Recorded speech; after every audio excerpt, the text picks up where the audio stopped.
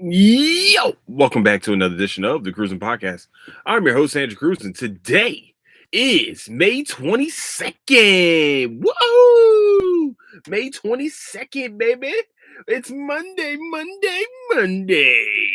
It's the Monday before we do a live podcast.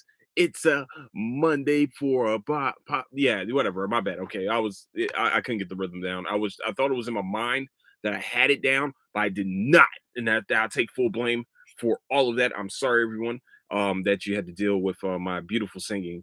It's just what I do, baby. But where you can find the Cruising Podcast is on Apple Podcasts, Spotify, Patreon, YouTube, and anywhere else you can find your podcast needs. That's where you can find the Cruising Podcast. Also, you find latest updates of the show is on Instagram at Cruising Podcast, also on Twitter at Nightstown Finest. And I'm saying that it is the Monday before a live podcast because coming to you from the beautiful George R. Brown Convention Center on Friday at 5:30, Andrew Cruz will be having a live podcast. Ha ha! What? The Cruising Podcast is having his first live show, and what better place to do it is on the event floor, exhibit floor, main floor, wherever floor you want to be on on podcast stage of the Comicapalooza, baby. Woo! I am going to display my new doctor persona, aka Professor Cruz, practically Dr. Cruz, whatever way you want to do it. You know what I'm saying? Go Dr. A, Dr. C. You know what we do, baby. But yes, we are going to be there live, baby. And I am ultimately, is that a word? Is that the word I should be using? I am ultra excited. That's what it is. Ultra excited. I'm ultra happy. I'm ultra everything. It's just I cannot be more happy to be part of something that I literally have put application after application in. And they said, you know what? We're gonna let you in this time, Drew. We got you, dog. And here we are, man. Right now, I'm waiting. Like on Friday, I get a professional media badge. Yo, I just want to let people know before we start the podcast. I mean, well, before we get to the main subject of the podcast. Yo, I've never thought that my possible career path would be in media. Like I think people like me, I was a basketball player, tennis player, all that stuff. I was the one that wanted to be reported on. Now I'm possibly going to be the person that's reporting on people. They allow me to they give me a chance, man. I'm gonna hey man, y'all think I'm playing, yo. When the fire that's gonna come out on Friday, man, I'm like, man, I just I can't be more ecstatic for Comicapalooza, man. And since they gave me a shout out, now I do what I do. I'm gonna give my guys and lady at Comicast. These my peoples. You know what I'm saying? Comicast will be live also from the main pod. What main? They on the floor too. I think they starting off the day podcast wise at 10 o'clock on Saturday, May 27th. And they're talking about the DC, the new DC that's coming out. They talking about, the future of DC, the DC films, especially since James Gunn has heading and Peter Safran are heading the expansion or the DC, what's the DCU universe? I'm not going to get used to that. But they're going to be talking about that. I'm not going to lie to you. I'm very excited about that type of conversation. Like, I wish I was a part of it. You know what I'm saying? But like, I can't. I like to hear other people's opinions about it because I have my own. But I cannot wait to be a part of that crowd. I'm gonna be part of the crowd, man. You know what I'm saying? But yeah. So definitely shout out to them for sure, and also shout out to all the other podcasters that are part of the partnership program that will be displaying themselves, displaying their talents during the Comicapalooza. Woo! And I like the lineup this year. Yo, I forgot that like we're having the boys lineup. Bill Shatner's coming. So I got, I mean, I'm a Trekkie. You know what I mean? My mom's a Trekkie. I was born a Trekkie. You know what I'm saying? It's just the way it is, dog. I know who Will Shat is. I know Bill Shat. You know what I'm saying? That's my guy. That's my guy. That's Captain Kirk, baby. You know what I'm saying? So we here. Also a show that I got into very late, but my homeboy told me about it, and I was like, "Yo, I don't know about it." And I was like, he was like, "Look, man, just check out one episode." I took out one episode of Arrow. Oh, Fuddruckers, man. I'm not even gonna lie to you. Great show. Up to certain points. Sometimes it gets a little, but there's some points of the show that does kind of anger that does fuel some type of anger, but overall it started literally their own arrowverse. Like that's what started everything. That's why we have Flash, well we had Black Woman, Batwoman. We had, what I'm saying, all these DC shows come out. I mean, Supergirl was already around, but and also the crossover events, which they did. I thought the crossover events were actually very well done. I'm not going to lie to you. I think they were very well done. Some of them. Now, well, yeah, well, practically all of them, because I like the way they kind of set it up. How every show had their own part of the crossover. I'm look, man. This is I grew not grew up, but my first like couple years in Texas, I was watching Arrow. You know what I'm saying? And now I was one of the main people excited about. I'm excited about the boys, and I cannot wait, man. We could, man, the Q&A session should be fun. Hopefully, you give us some updates about what's going on. And yeah, man, I definitely want to know where Mother's Milk get all his shirts. I need that information because those t-shirts are fire. All right, I'm just putting it out there. Apparently, Google allows you to go look up them shirts too, by the way. But I'd rather ask the question anyway because I feel like those like those would be cool shirts to have. But like I say, everyone, I am so excited about Comicapalooza. Sorry. Also, I'm part of a panel with other podcasters about the state of anime, pretty much. Why anime is such a big hit right now for, I mean, for this time. Why anime is starting to really have an uptick. I have my thoughts. I'm sure other podcasters have theirs. I cannot wait to listen. I cannot wait to talk about mine. And I'm just here, man. I am soaking it all in. Man. I'm so excited. But that one's on Sunday at 2:30.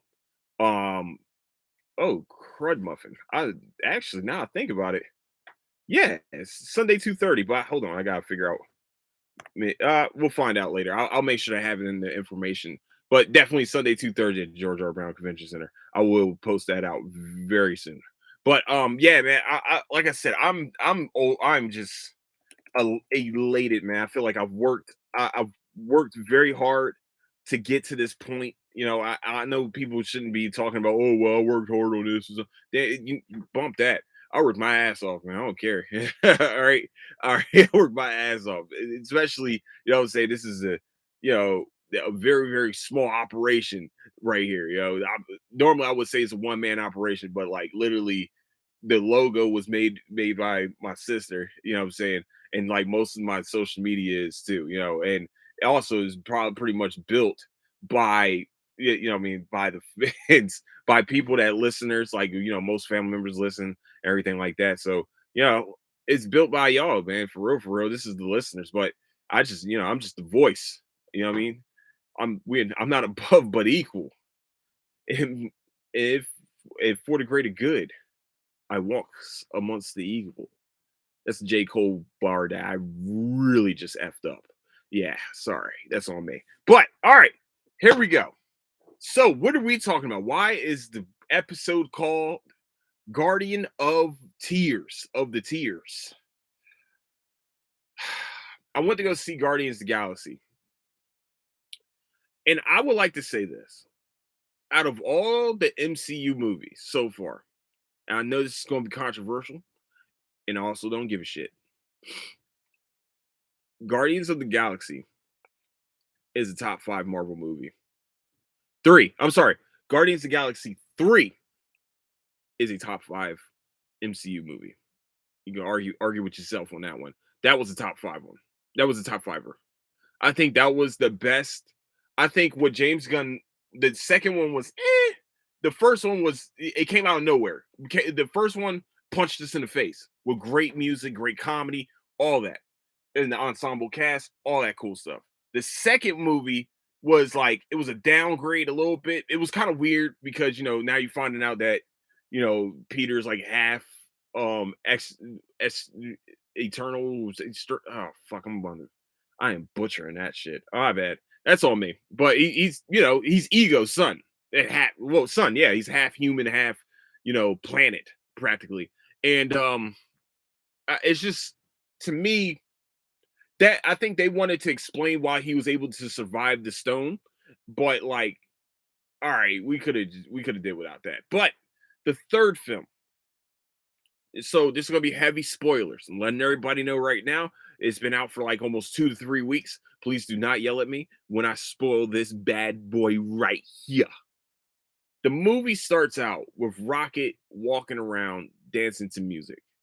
Like everybody's having like hijinks going on around him, and he makes it to a drunken Peter Quill, and then and then it shoots to a scene where Adam Warlock is flying through space, and the first thing Adam Warlock does is fuck up Rocket, and like really just like Rocket turns around, takes all his stuff off, turns around, and then boom, Adam Warlock's there, and then Adam Warlock injures Rocket. So we don't have Rocket for most of the movie, a conscious Rocket for most of the movie. But we find out, Rocket's past finally, because he always never wanted to talk about it.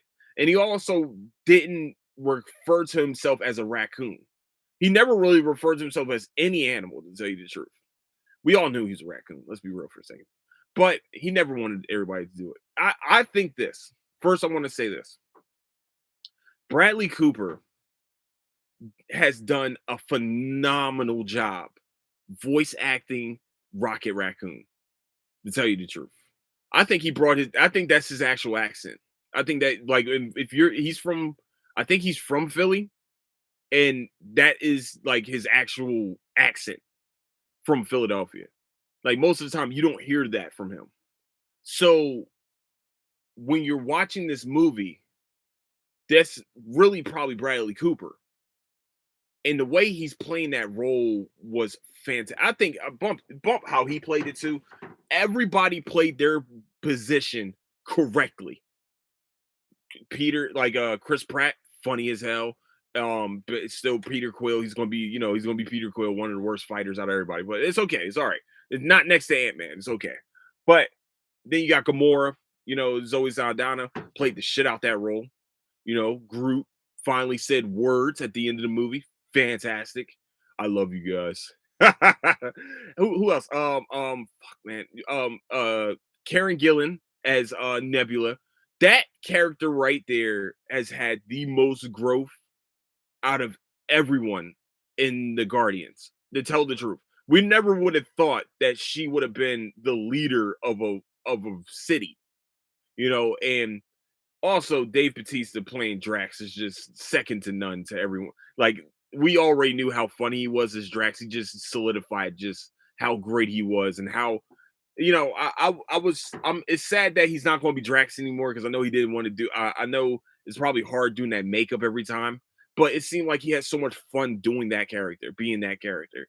And Zoe Saldana also seemed like she had so much fun being Gamora. But the reason why I said tears is because there were certain parts of the movie where Rocket's laying on the bed, and like you just see him jerking around or something like that, and and seeing the emotion, it seemed like the emotion was really there. They actually did a great job of straight up acting in this part, because it felt emotional. It felt like it snapped Peter out of whatever spell Peter was in. Rocket, like, being on the brink of death was the thing that kind of like snapped him back into getting his shit together very quickly. I know people were like, "Well, that doesn't happen." No, that does happen in real life.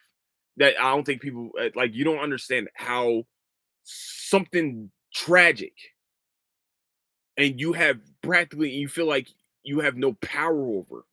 Like that. It seems like he had no power over, but at the same time, it's like I got to do something. I got to try at least. And I think all the emotions of the week before, what I'm saying, with my grandfather passing away. Like, I watched this a week after the movie came out, after going to a funeral and everything like that. I think that's where the emotions was probably coming from, also. But like, still, everybody was like, "Oh man, how come no one told me to bring tissues?" So I was like, "Yeah, the shit almost got me too." I was sitting there, I was just ready to cry. I was in certain scenes, like when they were all sitting around being friends, and when they die, I was like, please don't let them be dead. Please, come on, man. As soon as I saw the shots fire and they missed Rocket, but like they never showed where it hit, I was like, that just killed the other friends. That just did it. And the other one, then the last part that really got me was when he was talking to Lila, um, when he was on the doorsteps of practically heaven, and she was like, "Yeah, you can come with us." And he was like, and you kind of see him like relax, and then she's like, "But you still have, but you still have a purpose down there." Pretty much what she said was, "You still have a purpose down there. You get not yet. See you soon." Pushed him. I was like, "What?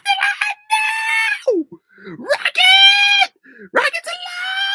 I was definitely at that part where I was like, "Shit, man, I gotta get my shit." Like and it's just like it made me it just made me snap out of whatever spell I was in. Because I've been in a spell. I ain't gonna lie to you. I've been in a little bit of a spell. I've been taking ashwagandha. By the way, side note, I've been taking ashwagandha. Can I just tell y'all that like the I don't like the fuck it button is just like broken with when I take that shit. Like I'm not even gonna lie. Like and then I haven't taken it in like 2 days. And I'm like, I think I still have the ill effects of what that shit does to me. And yeah, we definitely that's a dangerous herb for someone to take like me, but it does take down your anxiety level and definitely takes down your stress levels because you want to choke some people out when if you don't take it. Like I feel like I'm like, okay, at the same time I'm like, fuck it, I'm going to say what I'm going to say and then walk off like I'm ready and then go. But but at the same, like I'm like, but going back to Guardians, man, I like the reason why I feel like it was top five to me is because they were able to mix humor, action, heart, and just straight up like plot. This is practically a heist movie. It sounds crazy, but this is a heist movie. And that's what the first one was. First one felt like a heist movie, like they were trying to get the stone. This one felt like we're trying to save Rocket. There's only one way to save Rocket, and that's to get the certain thing to stop it, to get the thing off of his heart. That's a ticking time bomb. And when you do a heist movie right, some of the greatest movies. Think about it. Heat. You know what I'm saying? That's all I can really think of. The Italian Job. The first actual fucking, I mean, like y'all sleep, but Italian Job was a really good movie. Okay, fuck off. Gone in 60 Seconds, practically a heist movie. I don't care. Thomas Crown Affair, the first Ocean's 11, great movies, great movies. Wonder why? Because they were able to mix humor, heart, and plot. They did all those practically perfect. There was certain things like there was certain, but it was mean. If you're looking for something, you're just looking for something from this movie. I wouldn't say it's a perfect 10, but like I said, there's not too many perfect 10s in the MCU anyway. And I know some of you are asking, what's the other four that's in your MCU? In your MCUs. Okay, we will do this. I got you. Infinity War better than the Endgame. Sorry, just putting it out there. Infinity War, then Endgame, then probably Black Panther for sure. Mostly probably because of biases. Um and oh shit. Was it Winter Soldier? Shit, what's wrong? I'm like sitting here like, which one is it then? Dummy? It's Winter Soldier. Sorry, Winter Soldier. I think the best acted movie and I know this is gonna sound crazy. Goodness gracious. The best ensemble, if we're all being real, is Guardians of the Galaxy. I think that James Gunn is the greatest ensemble cast director. Like it's him and Tarantino and probably Scorsese. Those guys know how to put together an ensemble cast and make it work almost flawless.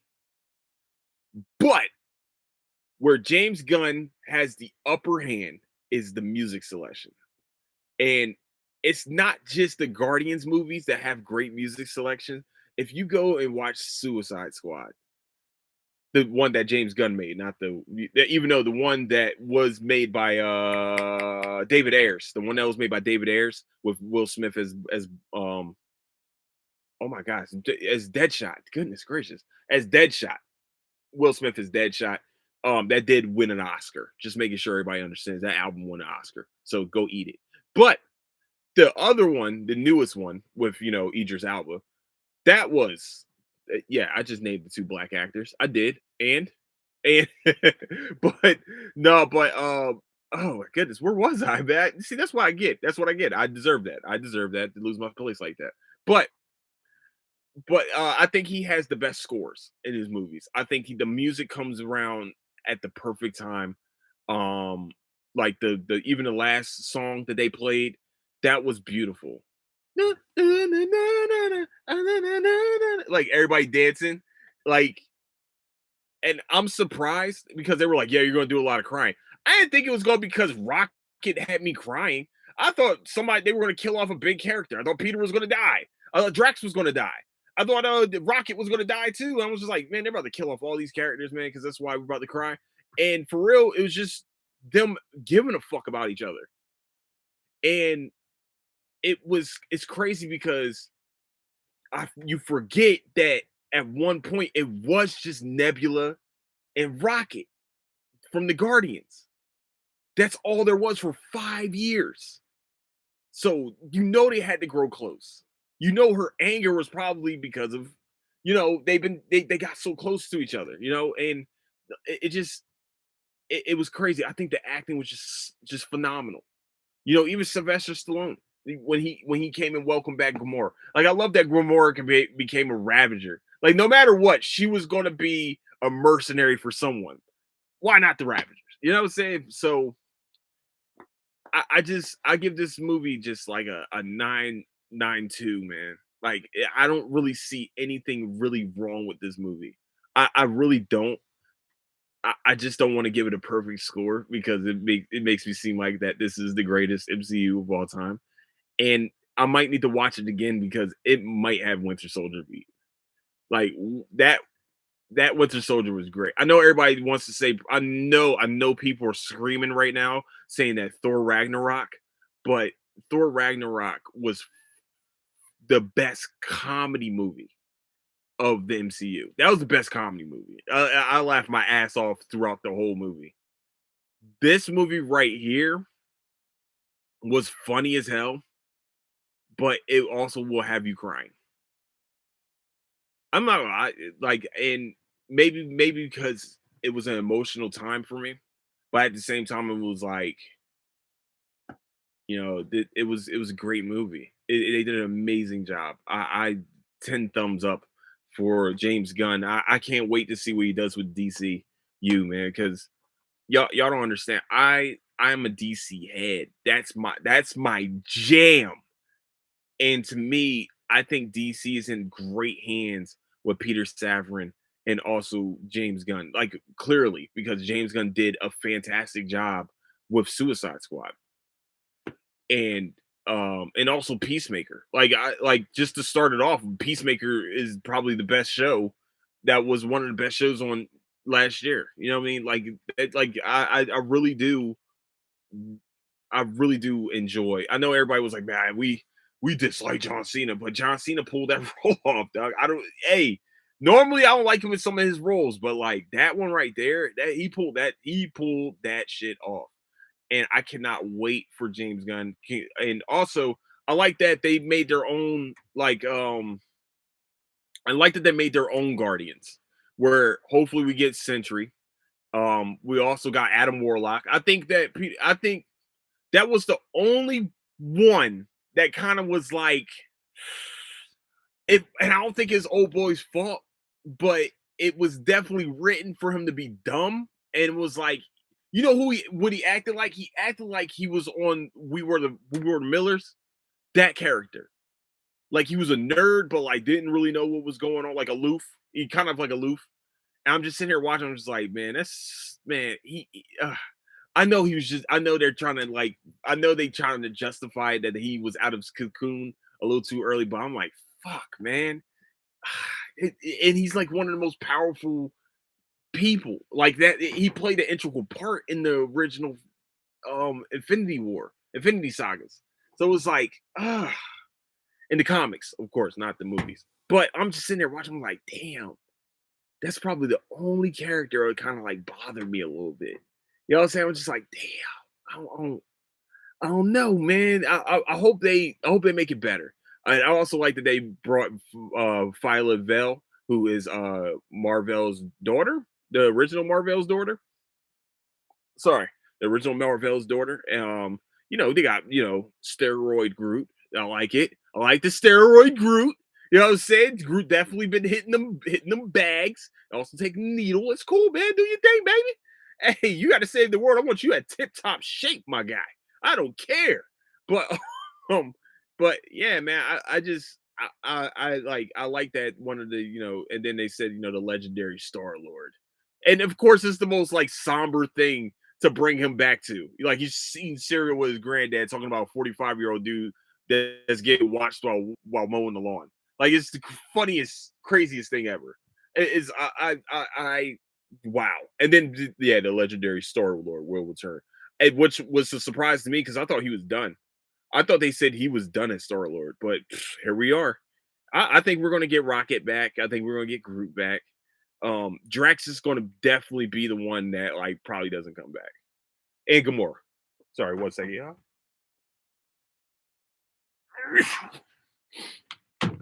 Oh man, my allergies have been kicking my ass.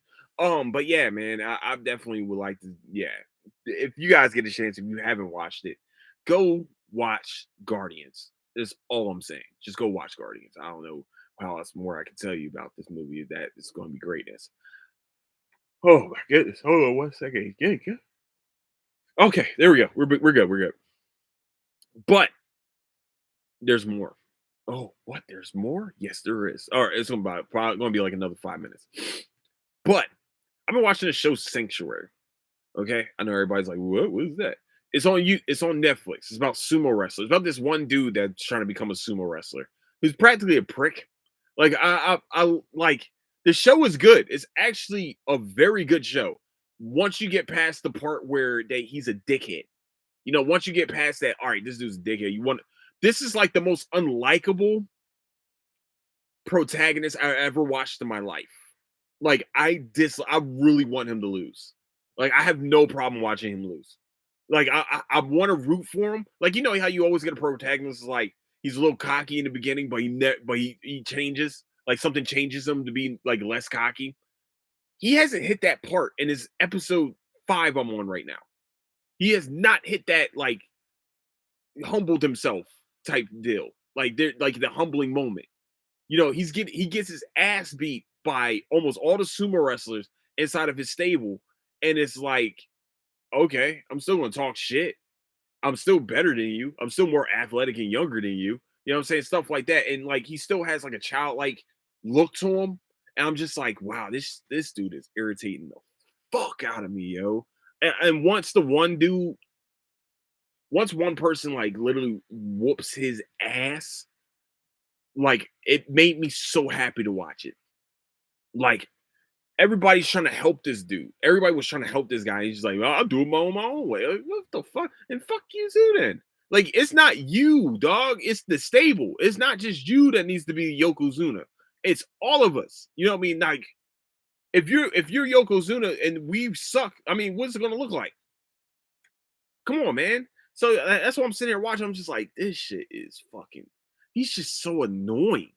Oh my god, I never watched something that was just so the protagonist is just annoying as fuck, yo.